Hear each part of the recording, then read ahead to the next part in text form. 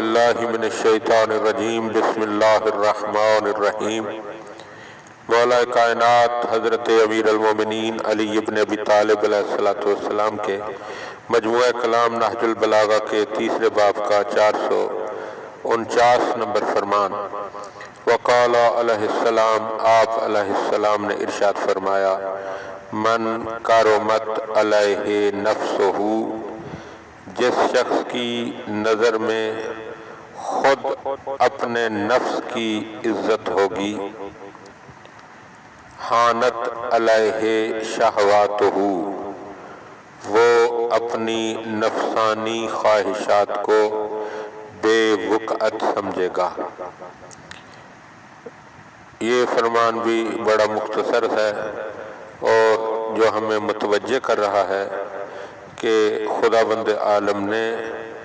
مومن کے لیے عزت کو مخصوص فرمایا کہ عزت اللہ کے لیے ہے، اللہ کے رسول کے لیے ہے، اور عزت جو ہے وہ مومنین کے لیے ہے۔ تو مومنین کو ان باتوں کی طرف متوجہ ہونا چاہیے،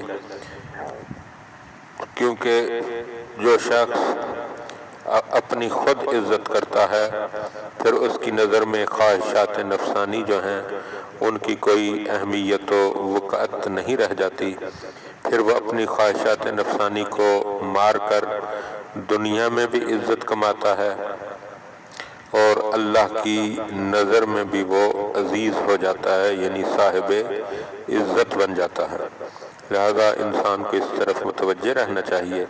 اور خواہشات نفسانی کو اہمیت دینے کی بجائے آخرت کی طرف توجہ کرنی چاہیے کہ آخرت اس کے لیے